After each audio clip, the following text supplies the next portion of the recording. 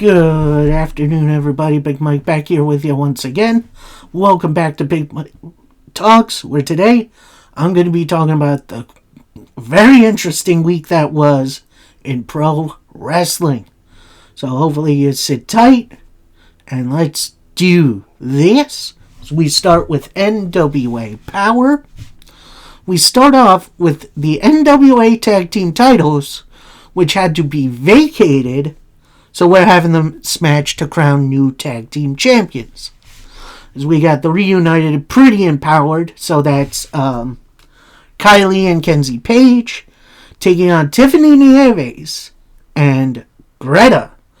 So Tiffany Nieves' usual partner, who I am blanking on the name, I do apologize. She is actually doing a tour of Japan. So Tiffany got herself a new tag team partner in Greta, who is quite the monster. Let's say that. So, this was kind of started out Pretty Empowered, dominating the tag scene because Tiffany Nieves didn't really want to tag in Greta.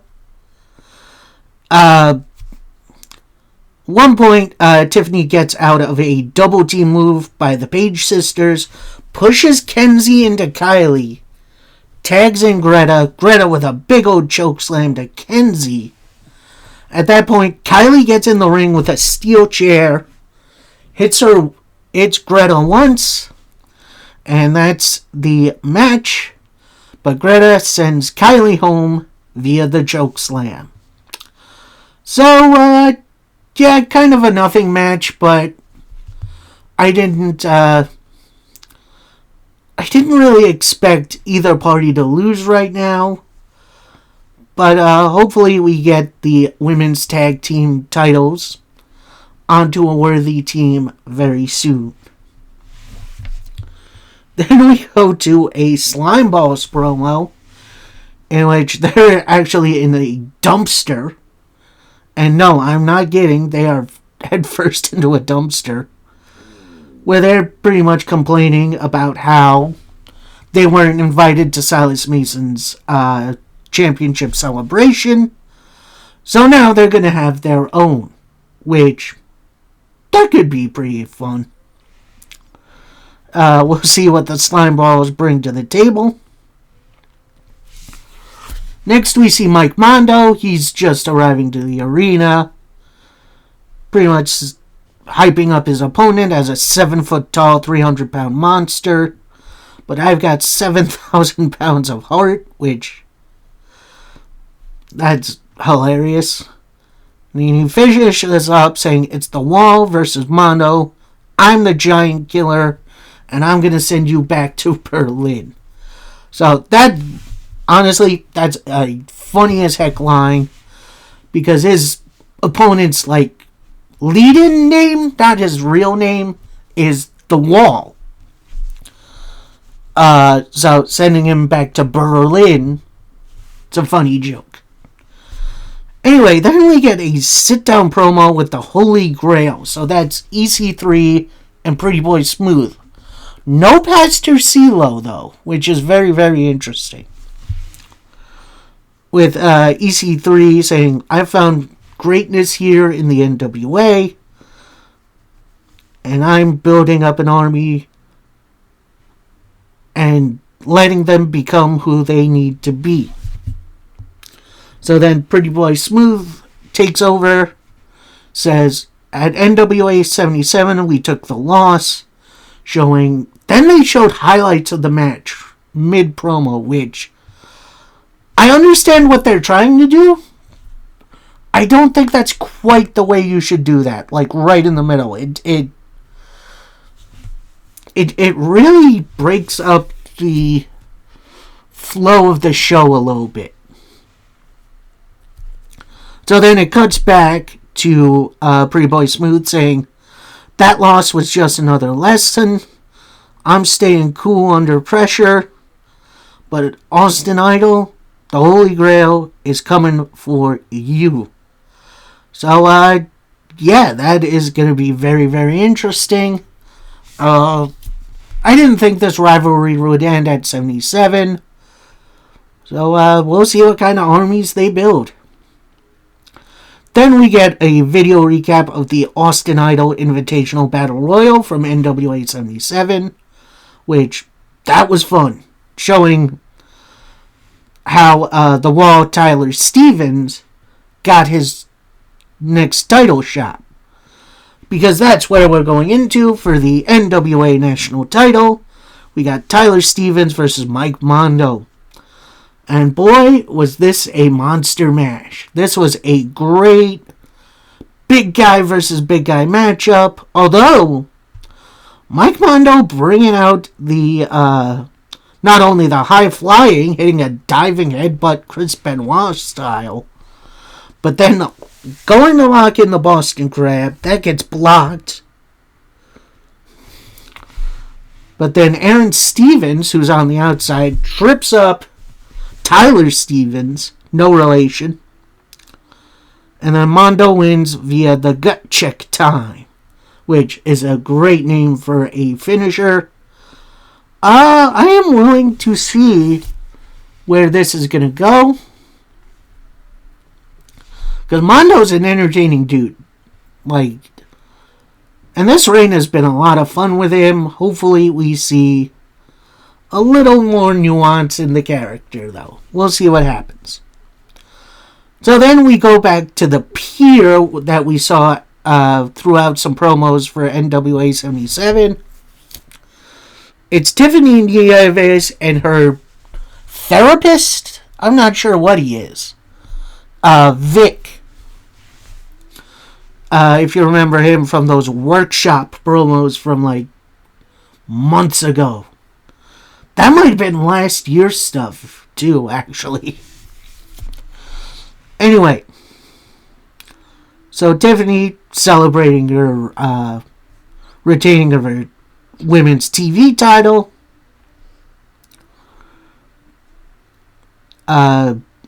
Saying she'd love nothing but a room full of mirrors to see herself. But then she says, I'm going to give credit to you, Vic. You brought the best out of me. So then we hear from Vic, who is wearing a sleeveless shirt, some weird looking pants, and his hat is a little disheveled as well. So Vic says, no client has worked as hard as you. I've been watching the accumulation of it all, but this is only the beginning. And that's where it ends. So, we're going to wait and see if we see Tiffany Nieves elevated to the next level via the Lucky 7 stipulation. If you don't know, both the men's and the women's TV titles, if you defend them successfully 7 times, then you can cash that in for a world title shot. I'm not 100% sure how far along Nieves is, but she's got to be pretty close. Then we get a weird NWA highlight reel from, back in the territory days, which I'm honestly surprised they're allowed to show. Because I'm pretty sure WWE owns them. So unless there's some working agreement between them, we'll see. Then we get a recap of the Crockett Cup main event in which Rhino speared the hell out of Kobe Carino, leading to a Latimer win. And then we get a similar Kobe Carino promo from when he announced his injury. It seemed like the same promo, but I'm not sure. Maybe more was added. But I honestly wasn't really paying attention. I'm sorry. Anyway, then we go to the NWA boardroom, which I assume is in the NWA HQ somewhere. So we got Joe, AJ, and KC Kazana, and that one litigator who was passing out money or whatever it was. I don't know. I didn't really see the finish to that story, if it did even finish. Also in there is Kenzie Page and Thrillbilly Silas Mason, with Joe saying, "You guys are in here because you are my champions, and I needed to have this discussion. Kenzie, next week you're facing the biggest monster we can in Max the Impaler." So then Kenzie says, "Alright, why am I in here then? Shouldn't I be getting ready?" So Joe says, "You've got that huge match versus Max, but I brought you in here because I expect you to pull ratings?" Kenzie's like, "You don't have to worry about me. I always pull the ratings. But why are you punishing me by making me face Max the Impaler?" Joe then answers, "I get you. I still want you at your best."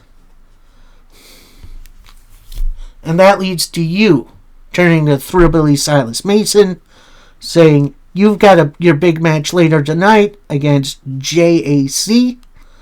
I expect you to hold yourself as a world champion, but I need the ratings out of you." Oy. So then Thrillbilly just kind of immediately gets up, says, "You don't need to worry about me getting ratings. You need to worry about my size 16 boots being stuck up your rear." Thrillbilly continues, "No one can protect you from what you're hiding. Your time on top is almost done." So then Thrillbilly leaves. And that's where this part of the promo stops. We're going to be seeing them again. Don't you worry. So then we go to a promo from Alex Misery. I thought it was going to be all of the Lost, but it's just Alex Misery, who says, "The vision is clear. The devil spoke to me. Tonight I'm going to be removing eyes from sockets. And as you writhe on the floor, I will stand over you and watch your pain." Jeez, that is dark. That's a little dark. So then we go backstage. We see Carson Drake and Aaron Stevens trying to have an interaction with Lockjaw Drake. So Carson's being like, "Alright, wait, you know what he could learn?" He kind of goes into Aaron Stevens' ear, whispers something. Steven looks at him, and he's like, "Alright, go ahead."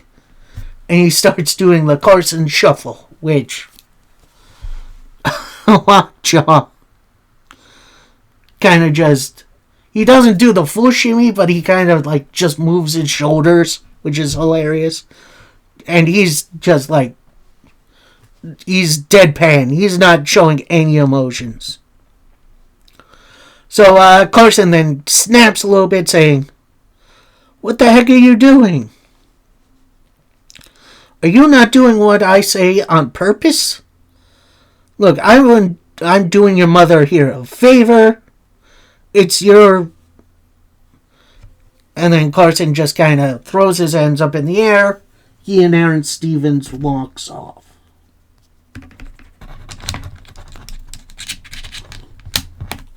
So it seems like Lockjaw Drake is going to be ending up kind of a silent anti-hero, which that could be a fun character for him. I'm looking forward to seeing what's done. So next up, we got a little tag team match players. as the Lost. So that's Alex Misery and Lev, taking on Slex, and yes, that is his name, and his partner Duke Hansen. I honestly thought this was Duke Hudson. I don't think he is. But either way, this was a fun match. Really high energy, really good back and forth. One point, Slex hits the Business Bomb, which is a great name for a team. Duke then tags in. They go for the Doomsday Device, but Alex Misery pushes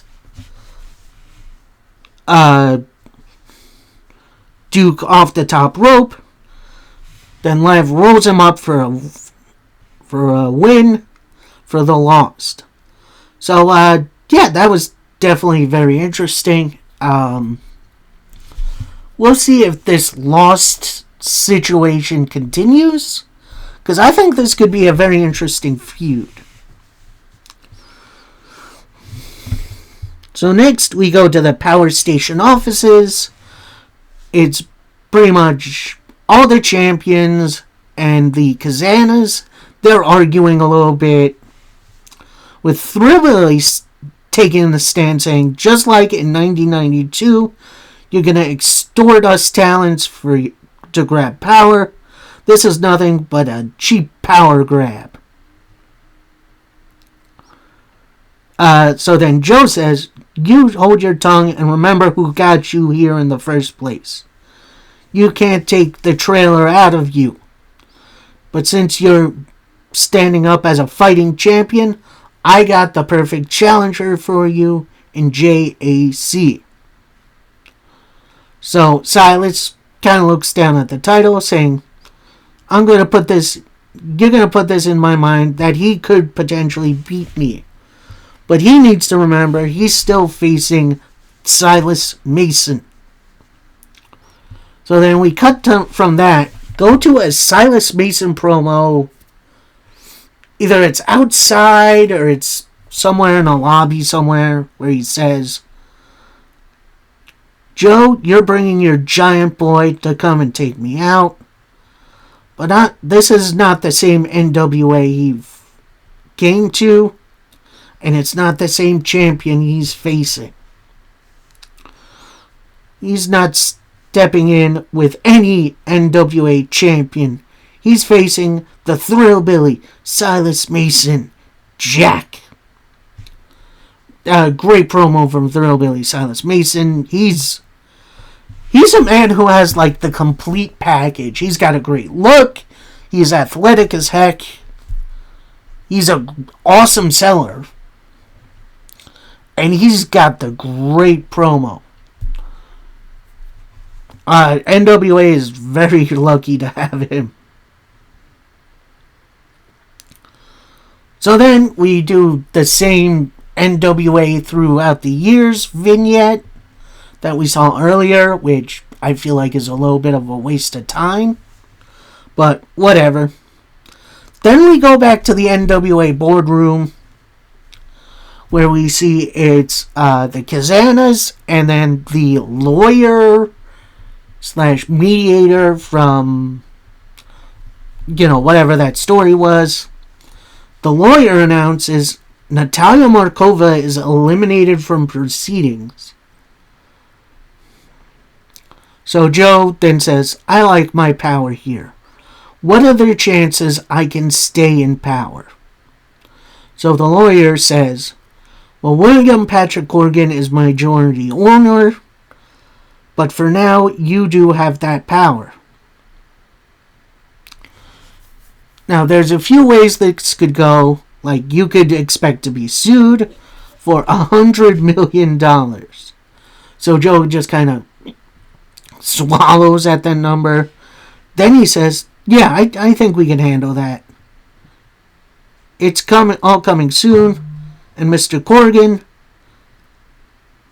won't allow you to stay in power unless it's under his guidance.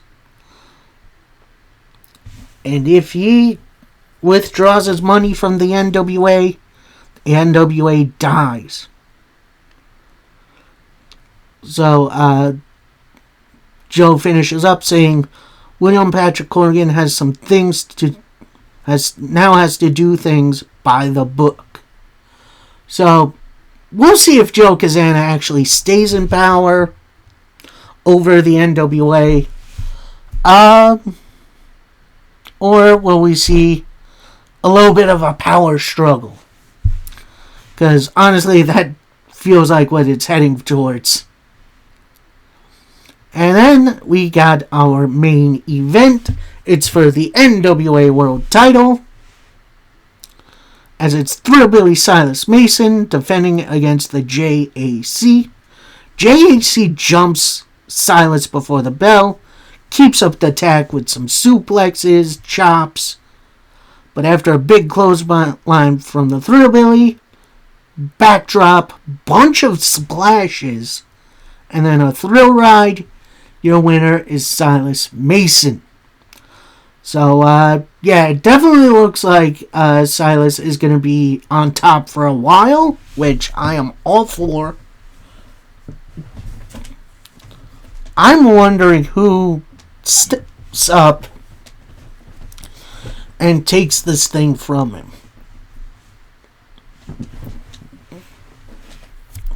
So, post-match, we get a Silas Mason interview. Says it could be either Trevor Murdoch or Tom Latimer who challenges me next. Could be anyone else in the back.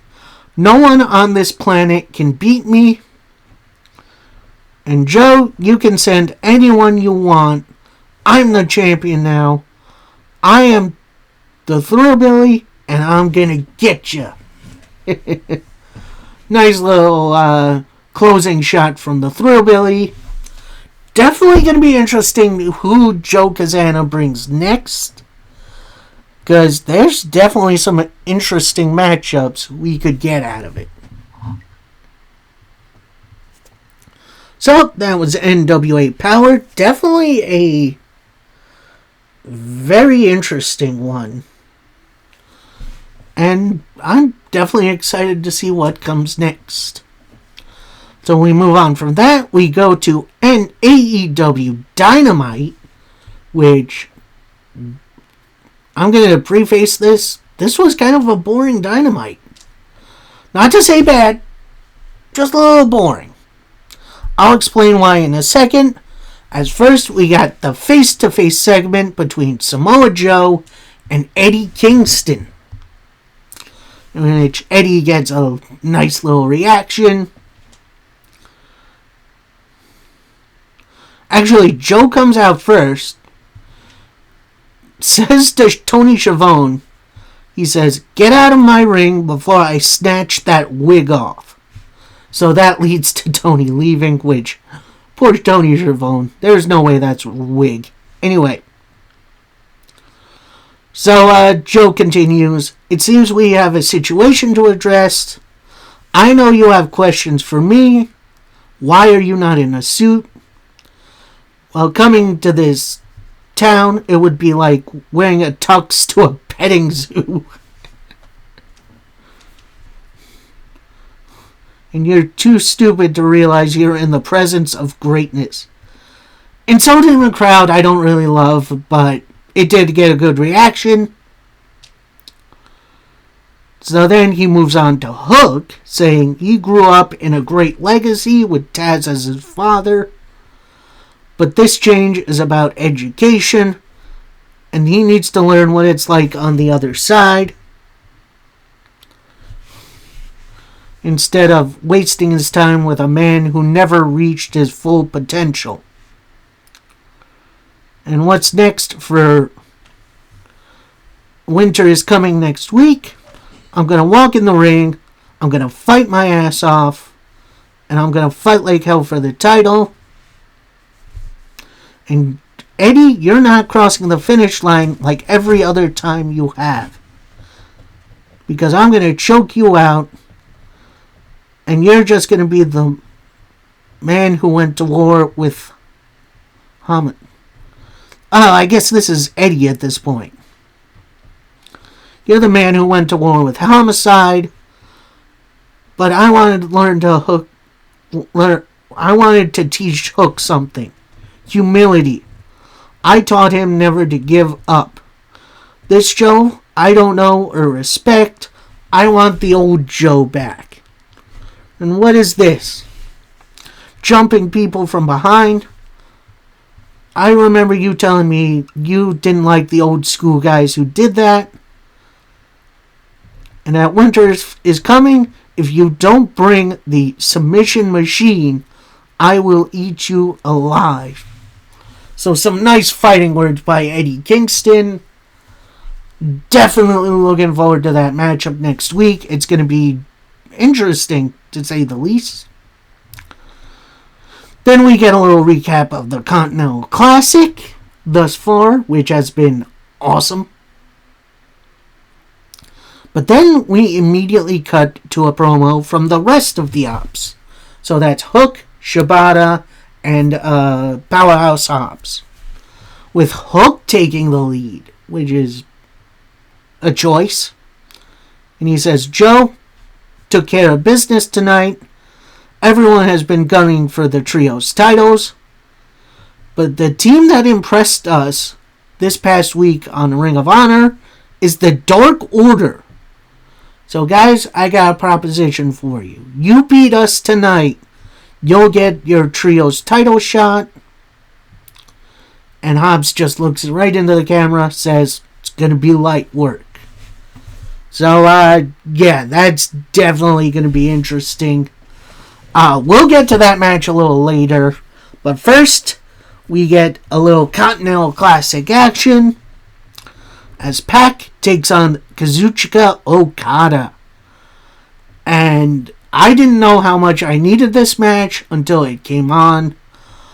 Oh boy, this was a great match. This was so much fun to watch. At one point near the end, Pac countered the Rainmaker into a brutalizer attempt. Okada caught him, rode him up for the win. So he gets 3 more points. And again, these two have some great chemistry. I'm going to say it is absolutely recommended that you go see this matchup. So next we got a little Mark Briscoe promo where he says, Garcia, we faced each other twice. Garcia's the real deal. But how things have changed. Danny, my opinion of you has changed so much. You fell into the Death Rider's death spiral, which is a great line. So now you like to play mind games? I don't play games. So Tony Khan, make this match. And I know just the place. Winter is coming. Gonna be an international ass whooping. I love Mark Briscoe. He's so great. He's charismatic. I do miss his brother, though. Anyway, this leads us into a promo from The Demand, mostly Ricochet, who says, you know who this is. After the past couple of days, my phone has been on Do Not Disturb. I've been in a sensation in every company I've been in. So my first defense of my national title is going to be in ROH against Dalton Castle. Now, Castle, we know each other. I'm going to deal with you with ease at Final Battle and give the next charity case a shot. Because when you're in demand, you can make demands. Which is a great line. So next we have a little group interview, I guess. It's Orange Cassidy and Roderick Strong who are going to face each other in the Continental Classic. Along with like Willow Nightingale, Mark Briscoe, and someone else. I forget who was back there. It might have been Hologram? No, Hologram's hurt. Anyway, so Cassidy and Strong are about to talk. when Mark Briscoe interrupts, saying, we're going to start with the financial success. You two are going to face each other on Collision. Briscoe then says, and Cassidy wanted to be conglomeration rules, but Roddy then puts his hand on the microphone, pulls it to himself, says, no, I'm not in the conglomeration. Cassidy, I'm going to beat you, and I'm going to go on to win the Continental Classic.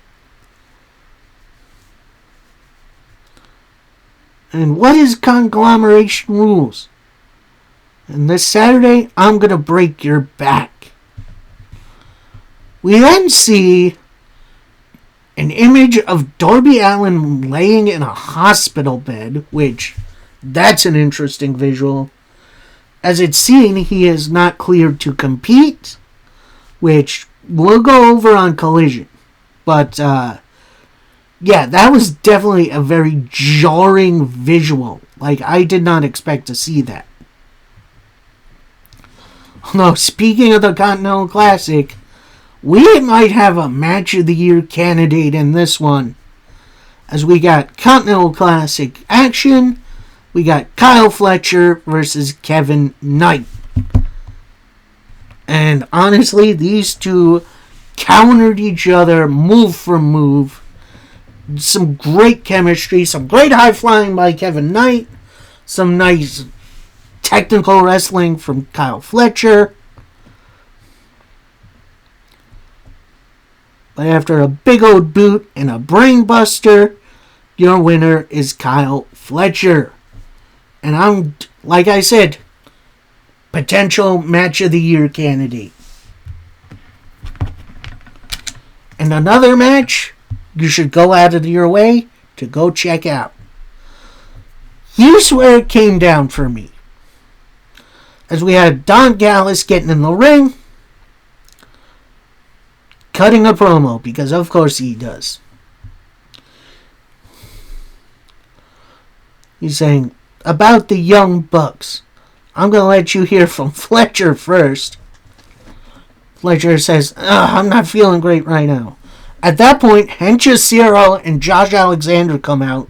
They got two big old duffel bags with them, which I assume is that $1 million they won at Full Gear. And then we break for an ad. We then come back. They're still in the ring. With Callis saying, you're very lucky we are here. I'd like to discuss what happened last week at Full Gear. Bucks, I can forgive a lot. But there's one thing that is unforgivable, is siding with Kenny Omega. And I got one more thing to add. I have that $1 million that you should have had. I know Kenny won't finance you, but you should let your nuts drop, be men, and come and take it. At that point, Young Bucks come out. They're in a fighting mood.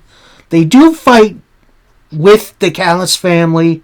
They're about to hit the BTE trigger when Kazuchika Okada comes out, breaks that up, hits a big old Rainmaker on Matt. Nick eats a super kick, goes for a super kick, that gets blocked. Josh Alexander rolls in, hits a chop block, and it's a big old Don Callis family beatdown on the Young Bucks. At that point, Jurassic Express come in, attempt to make the save, but the Don Callis family members are too much. They're in a big old brawl around ringside. At that point, Kenny Omega comes out, makes the save, and the faces run off the Callis family. Also, Omega with one of the best Christmas sweaters I've ever seen. I mean, it's mostly just his face on a blue background, but that looks cool as heck.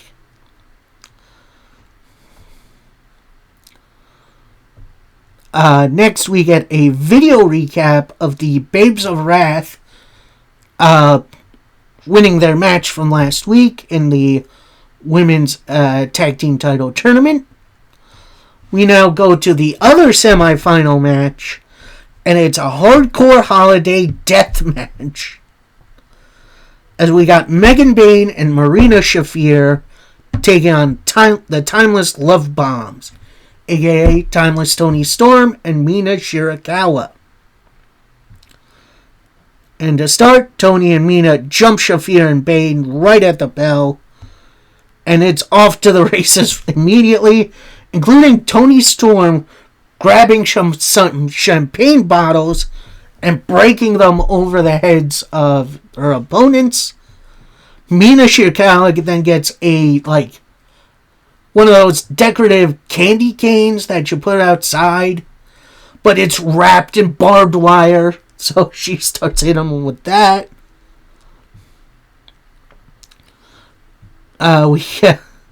Then Toni Storm, with the craziest pile driver I think I've ever seen, not onto the apron, but off the apron through a table sitting ringside. At that point, Shafir has Shirakawa locked into mother's milk, but Toni Storm that breaks it up with a couple of pool cues, which that looked gnarly. Shirakawa with a back fist. Toni with a big old cross body.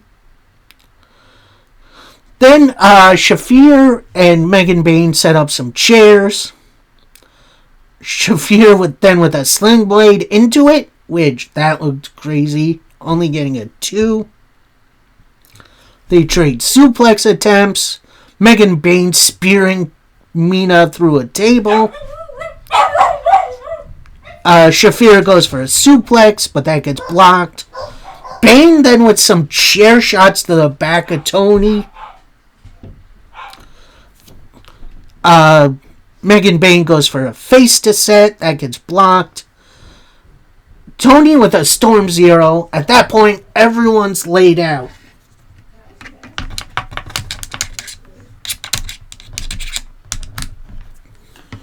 Then we see a shot up the ramp as we got someone dressed as Santa Claus coming down.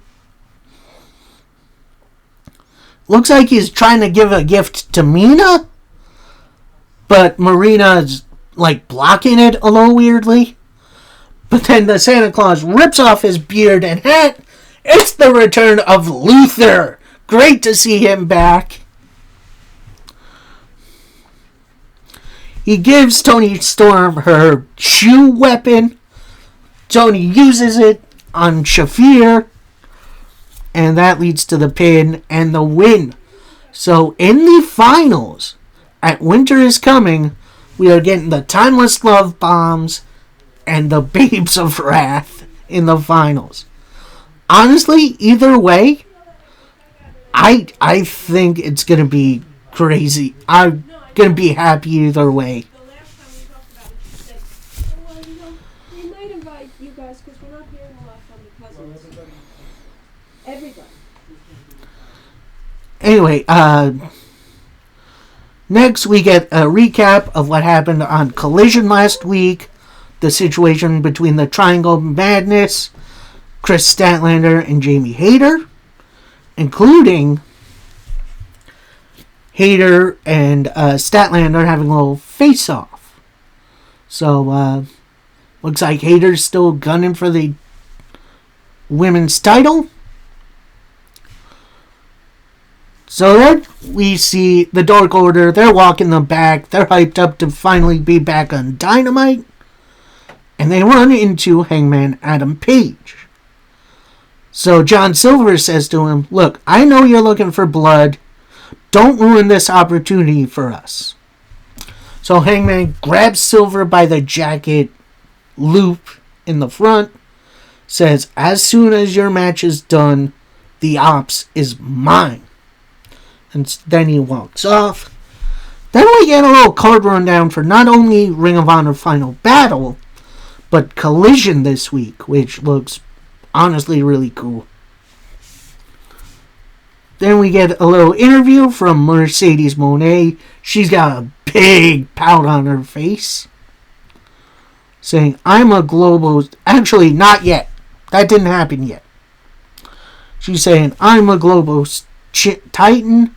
I'm 13 belts Moné, PWI Wrestler of the Year, and I already beat Red Velvet. And Tony wants me to beat her again, and I will. And Velvet, I'm here on Dynamite. Where are you? I give you a chance to fall off the money train again, and there's always a price to pay when you talk down to Moné. So apparently she had a promo on Ring of Honor, which I don't really have access to. I'm sorry. I'd cover it, but I really don't. Then we get a little recap of the FTR title win from Full Gear and their Collision celebration, which, interesting. Then we get the challenge from the Bang Bang Gang. That's Austin Gunn and Juice Robinson.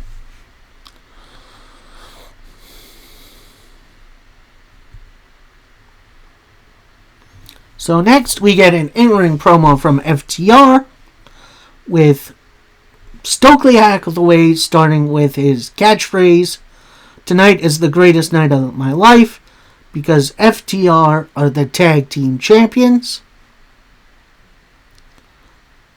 And as FTR were celebrating their title win on Collision, they were interrupted by the Bang Bang Gang. And you were the last team to beat FTR, and that's the last time you're going to do so. Juice, are you nothing more than a walk behind her, and you think they're the boss now, and you're as good as us? And Austin, the only reason you have a job is because of your dad. This is my life. Saturday, we're going to be on Collision. I dare you to put your hands on this again. So, challenge issued by FTR. We'll see how that goes. But next up, we got a little trios action as we got the Ops, that's Hook, Katsuyori Shibata, and Powerhouse Hobbs take on the Dark Order. Hail the Dark Order. So that's Evil Uno, John Silver, and Alex Reynolds.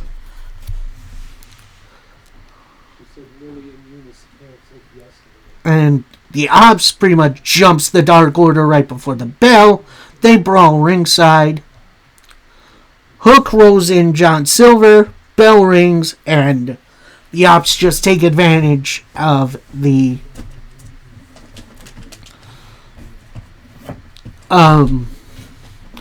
numbers game. Eventually Alex Reynolds gets in. Goes for a dive on Hobbs.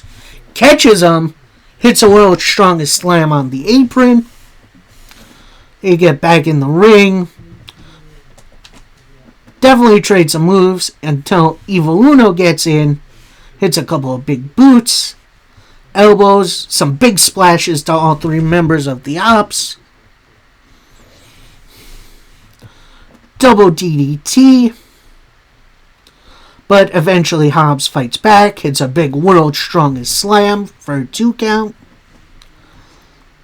Then Hook and Shibata lock in a couple of sleepers to Reynolds and Silver. Hobbs with a gigantic spinebuster to pick up the win for the Ops. And at that point, Hangman Adam Page music hits. He comes out. Hook is hurried away by the Ops dojo members, aka whole bunch of extras. Looks like there's going to be a 2-on-1 assault, but eventually Hangman fights back. It's a big old clothesline on Shibata. Then he has a beer bottle, uses that bottle shot. He's about to hit the buckshot lariat on Hobbs, but security gets in the ring and holds Hangman back. Hangman then fights off security and stands tall in the ring. I am surprised Swerve Strickland didn't help Hangman in this spot. But I guess we'll see. So next we get a Don Callis family interview, and this is one of my only issues. There is way too much Don Callis on this show. Like, I don't mind the family. The focus should be on the wrestlers. We don't need to hear Don Callis in 50 promos. Anyway. So, Callis... oh, bless me. Anyway, Callis saying, I'm tired of answering negative questions. You let us down again. Takeshita then walks in, saying, Okada, I'm right here. They get into each other's face. Looks like they're about to fight. Callis breaks them up. Says, with these three studs, the Continental title will be coming back to the Callis family. At All In, Omega beat Okada, became the unified champion. Actually, I think this is Kyle Fletcher at this point, saying, representing two legs of the title. Actually, no, this is still Callis, explaining why the international title isn't on the line. Saying, I don't want to make any risky bets, but now I'm guaranteeing to bring back the title. And with the international title not going anywhere, we are guaranteed at least one more belt. So it's kind of a clunky explanation as why the international title isn't a part of the Continental Classic, but at least it's something, I guess. I don't know. So then we go backstage. Hangman is just pacing. He looks like a caged animal. And he says, I've been fighting for this company for 3 years. And a man who cost me my title is Hook. The odds are going to be nothing but a bump in the road when I take my title back. Hobbs, Shibata, you guys want to fight? You got one. But you two, I won't be alone. So get your affairs in order. So, more than likely, this is going to be Swerve, and we're going to see a little tag match later on. And then we finally get to our main event of the evening, and it's the last match for Dynamite of the Continental Classic, as we have Death Rider versus Death Rider. We got Jon Moxley taking on Claudio Castagnoli, who now holds the CMLL World title, which, that is honestly crazy. He more than deserves it. And this match started out, trying to be technical wrestlers, trying to be respectful. Eventually, it is broken. And also, at this point, Marina Shafir is still sitting ringside, which is not allowed in the Continental Classic. So the ref looks right at her, points at her, throws her out of the match, which is great. At that point, Mox and Claudio are throwing haymakers at each other. They're hitting each other with their best move, with each man either powering out or countering.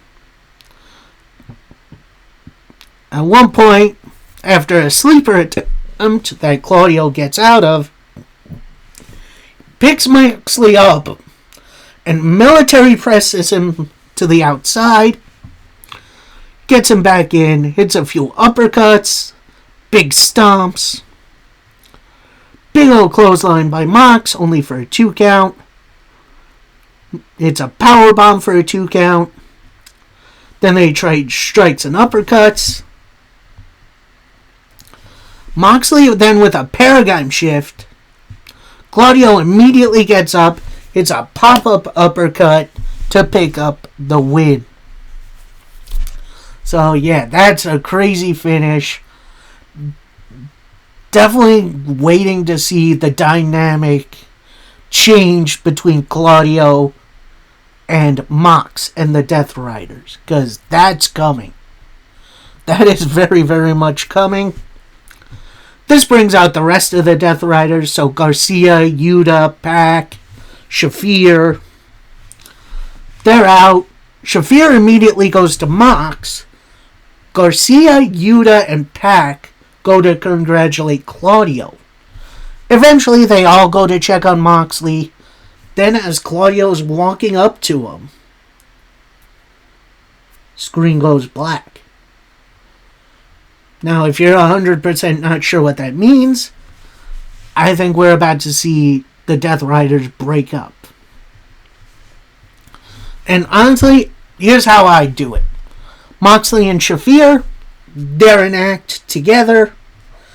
Then we keep Claudio, Pac, Yuta, and Garcia together. I think that would be a nice little dynamic. Maybe we see Mox, recruit some people or something. Either way, I think that dynamic would be a lot of fun. And maybe get Face Moxley back? I don't know. We'll see. So, that was Dynamite. Very, very entertaining. And a lot of matches to go through. Especially with the Continental Classic, which I love. So, we're going to finish up with AEW Collision. And yes, I watched it this week. And it was a lot of fun. We're starting with another Continental Classic matchup, as Orange Cassidy takes on Roderick Strong. And at the start, Orange Cassidy looking for a high five. Roderick Strong pretty much no-sells him and just starts immediately trying to out-wrestle Cassidy, put him in a bunch of submission holds, but Cassidy breaks out time and again. And then apparently, conglomeration rules, and I just learned this, no chops allowed.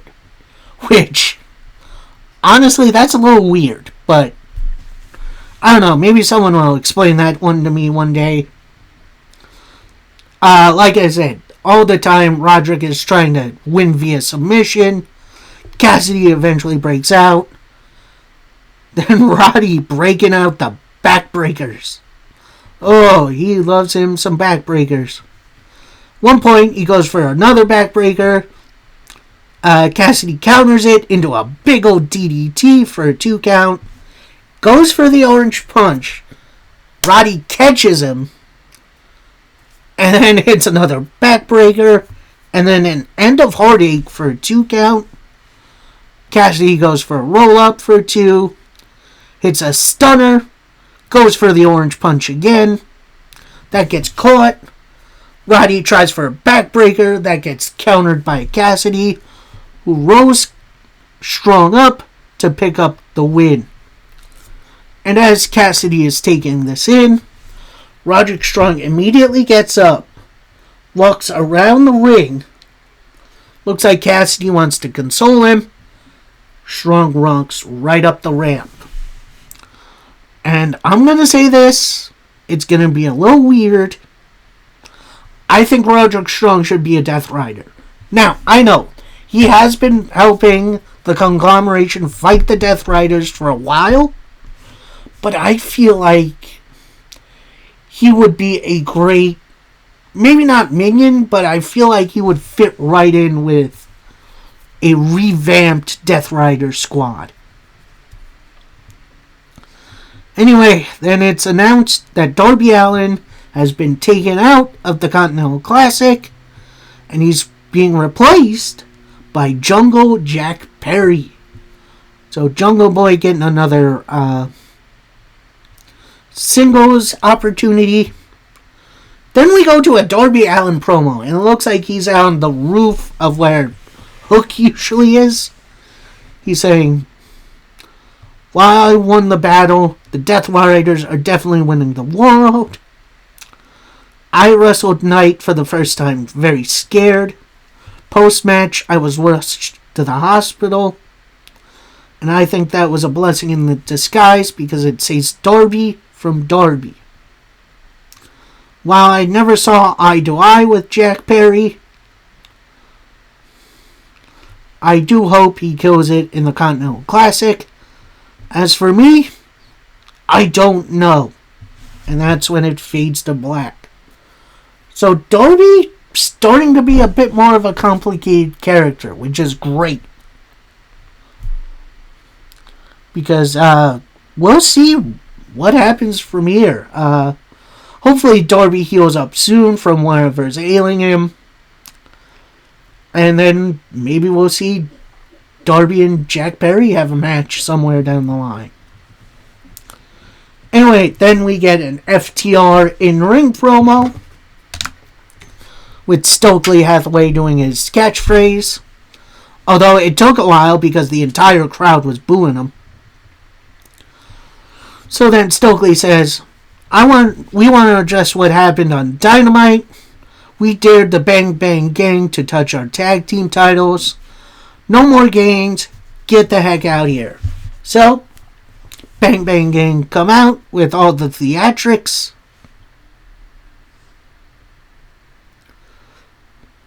So then Dax takes the mic, says, enough. We want to say this to your faces. Yes, you're the last team who beat us, but you're nowhere near our level. Your greatest achievements are being Billy's son and Mr. Storm. If you don't know, Juice Robinson and Tony Storm are I want to say they're married. Either they're married or they're dating. I'm not sure.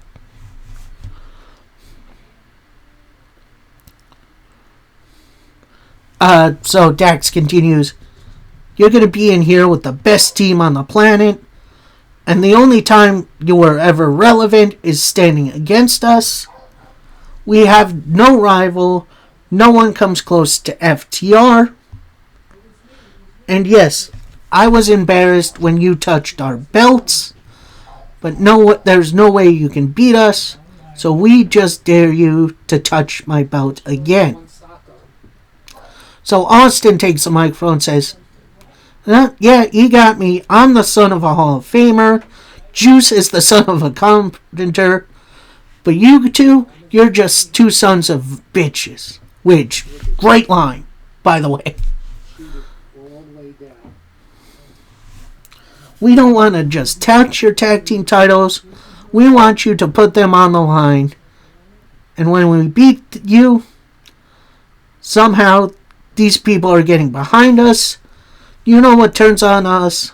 Making this match official. So Juice takes the microphone and says, we won $200,000. It was about belts. We'd go to shopaew.com and buy all the belts we want. And heck, we have belts. That is what holds up our pants. What we need is a title. And we came to win them.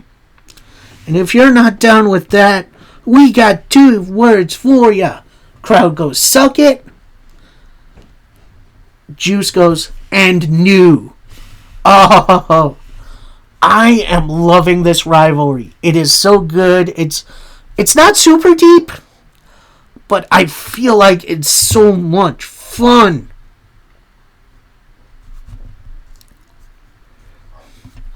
Like, I honestly hope the Bang Bang Gang does get the titles, but also I love FTR so much that I kind of hope they keep them. So I'm definitely on the fence with this one. I'm excited. Anyway, so then we get a Death Riders promo. But it's Marina Shafir, Daniel Garcia, and Wheeler Yuta. And they're in some hallway somewhere. It's a very, very weird visual. So Shafir kind of asked Yuta and Garcia, or maybe the camera, who's got your back here? Nothing but the biggest idiots on the planet. The dumbest people I've ever heard. You volunteer to put that... Mark, you volunteer to put the title on the line against me. I'm going to bring the TNT title back to the Death Riders. So, nice, easy, to the point promo from the Junior Death Riders, which is very interesting, and looks like we're getting Mark Briscoe versus Garcia, which I'm definitely for. Next up, a big old clash of styles for the Continental Classic matchup, as it's Claudio Castagnoli taking on Mascara Dorada of CMLL. Or, if you don't know who that is, he's the former Grand Metalik. At least I think. So Claudio definitely outpowers him early on, but Dorada, using his speed, his quickness, does gain an advantage after a while. At one point, Claudio military press slams Mascara Dorada into the barricade, which that looked like it really hurt.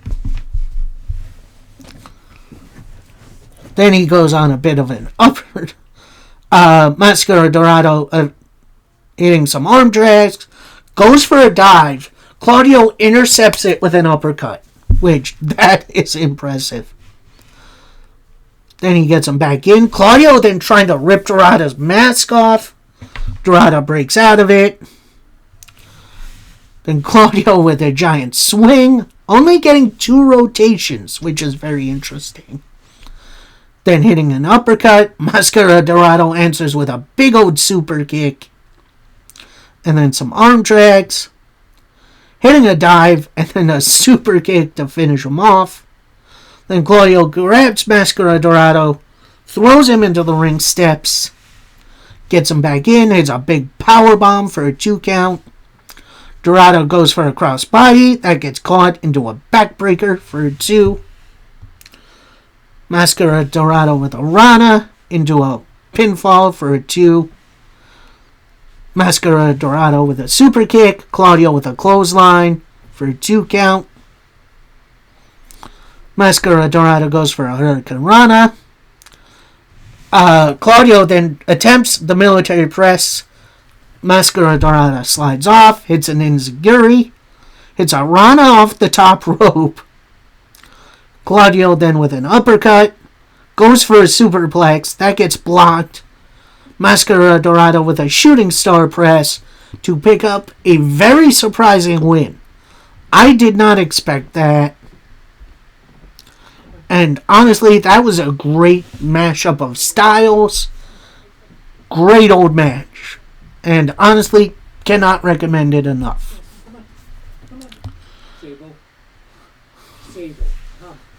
Then we get a little sit-down interview with not only the Babes of Wrath, but the Timeless Love Bombs, in which, they're seated on either side of Tony Schiavone, with Tony saying, "I'd like to raise a glass to us," and then this is Willow.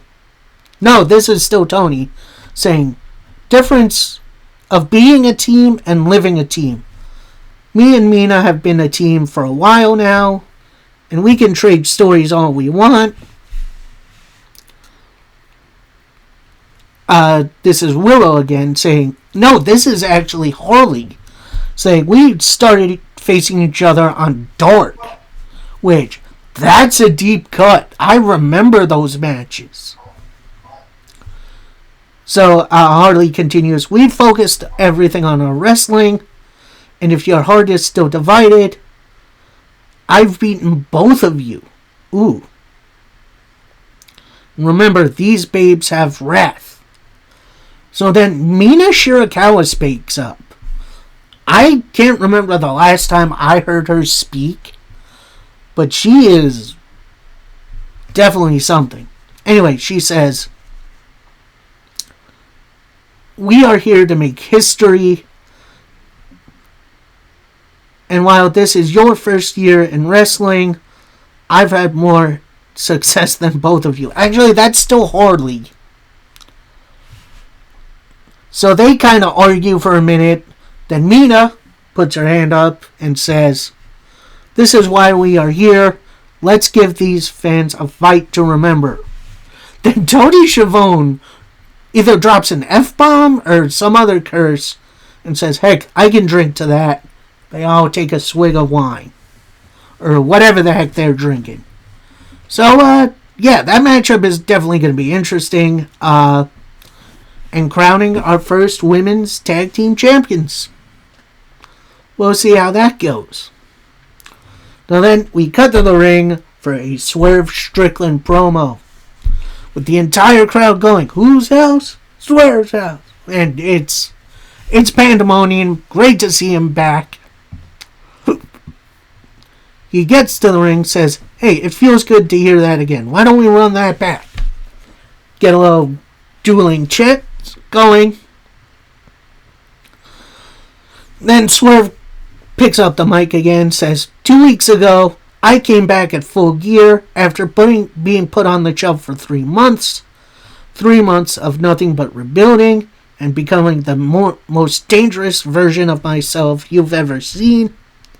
And for one reason, the AEW World Title, it puts a target on your back. And the title sits on the shoulders of Samoa Joe. Hey Joe, you remember me? You're running from me. And I was the last person to beat you the last time you held the AEW World Title. Things might be a little different. I might have to fight through your ops guys. But it's the same dance with different circumstance. And Hangman, we haven't seen eye to eye and probably never will. But there has never been a greater rivalry than you and me. But if you're looking for a partner, how about me? For one night only, and then after we can sit down, have a very serious conversation." That's going to be an interesting dynamic. I'm here for it. Then, out of nowhere, Josh Alexander walks out and says, "Swerve, you're obviously great. The people here love you. This is Don Callis' house now. And we put a chokehold on AEW. You're out here talking about half-truths. You're here not talking about taking revenge. Because if you remember, it was Okada who put you on the shelf for 3 months. The family owns this house now. And you think you can just come back and get a title shot?"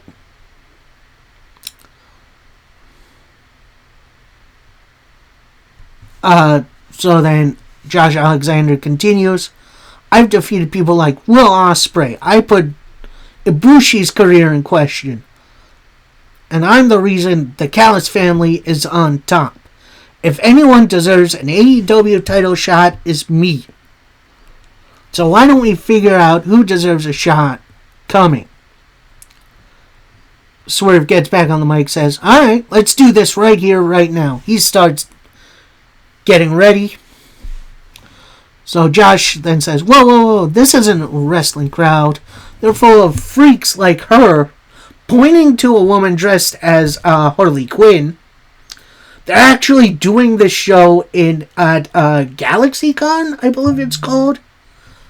So, definitely seeing a lot of cosplay. So Josh Alexander continues, "They don't deserve this match, so why don't we do this in Cardiff?" Swerve retorts, "Sounds great. Well, why don't you come in here and let me beat your ass right now?" At that point, Katsuyori Shibata slides in the ring and attacks Swerve from behind. Josh Alexander then walks up to the ring, says, "See you next week." So, yeah, a lot of moving parts with Swerve. He's going to help Hangman with the ops for now. And now he's going to have a match against Josh Alexander, which I don't think ever happened before. So I'm excited for that one. Then we go backstage for a Mercedes Moné interview. Now she's got a little frowny face on. She's pouting. She says, I don't want to talk about last night. I'm a global icon, PWI Wrestler of the Year. The only thing weighing on me is my 12 titles.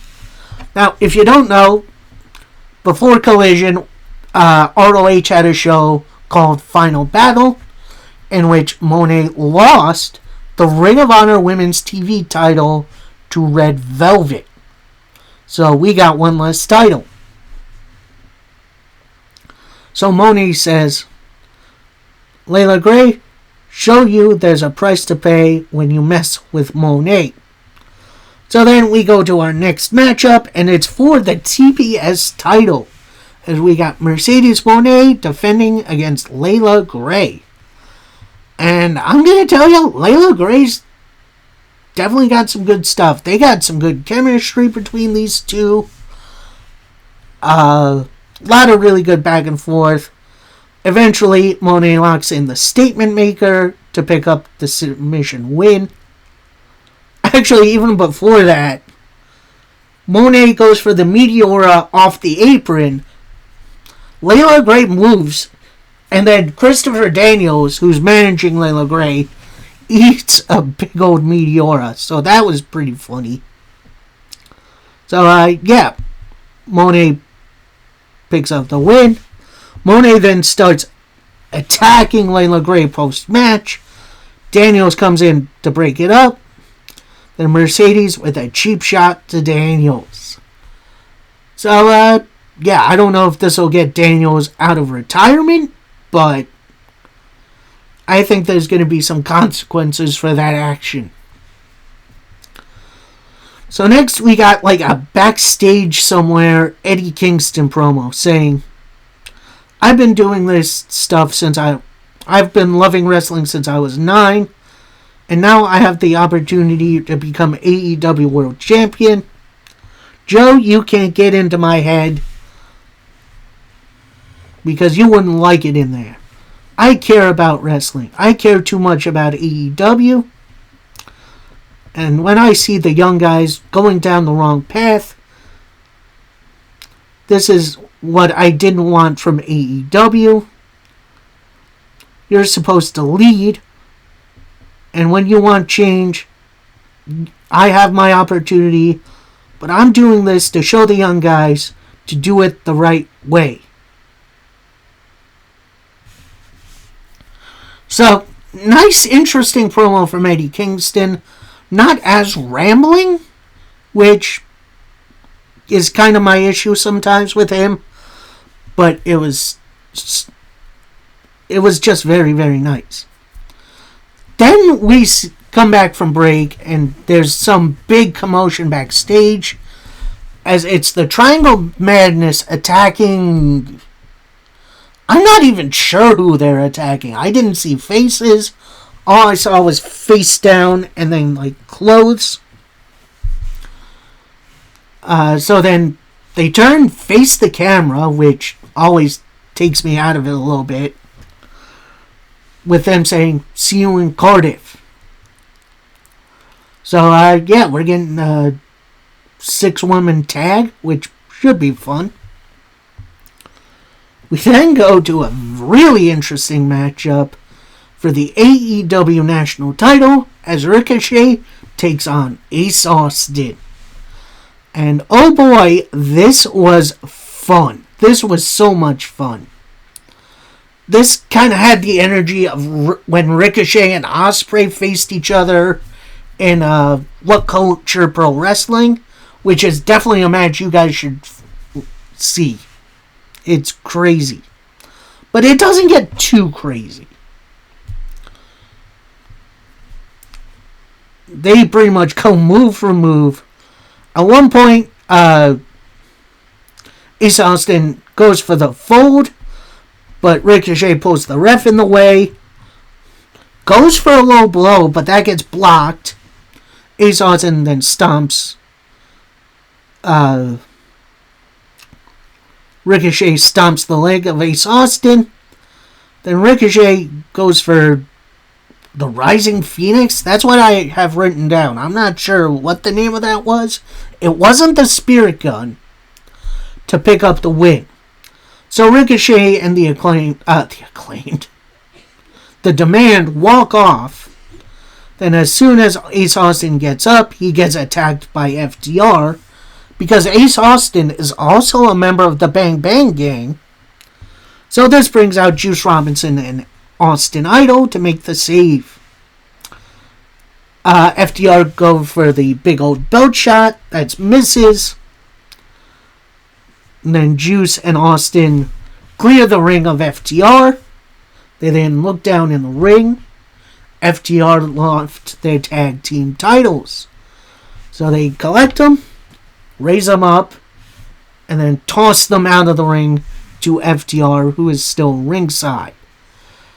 Yeah, that's going to be an interesting little feud. I wonder if FTR is going to get a little help from somebody. Either way, should be an interesting feud. And that brings us to our main event. And it's the last match for the week of the Continental Classic, as we got Jon Moxley taking on Konosuke Takeshita. And this match, this was a hard-hitting, just brutal affair. These two felt like they wanted to destroy each other, including trading submission attempts. Moxley at one point going for the pile driver, but Takeshita blocks it. Looks like he's about to go for a dive, but his knees buckle. Moxley comes in and tries to attack Takeshita, but Takeshita hits an elbow on him, tosses him out, then hits a dive. And then Takeshita just single-handedly breaks the announce table apart with his hands. And then he hits a blue thunder bomb through the rubble of the announce table. Takeshita gets back in the ring. Moxley barely beats the 10 count. Takeshita with an impressive frog splash for a 2. Takeshita then lines up for the power drive knee, but Moxley falls before he can hit it. Takeshita's looking to pick him up. Moxley rolls up Takeshita for a 2. Then Moxley with a big old cutter. Looking for a pile driver, but Takeshita blocks it. Hits a knee drop, an elbow, an impressive DDT for a 2 count. They trade clotheslines after a while, then they trade elbows. Moxley was going for something else, but his knee gives out and he rides in pain. Takeshita with a big old power drive knee for a 2. Lines up, hits another power drive knee, hits the Raging Fire to pick up the win. And as Takeshita's celebrating, out comes the other members of the Death Riders, who are trying to take Moxley out of the ring. And that ends Collision. Definitely a very interesting week of wrestling. Definitely going to be interesting to see how the rest of the Continental Classic goes.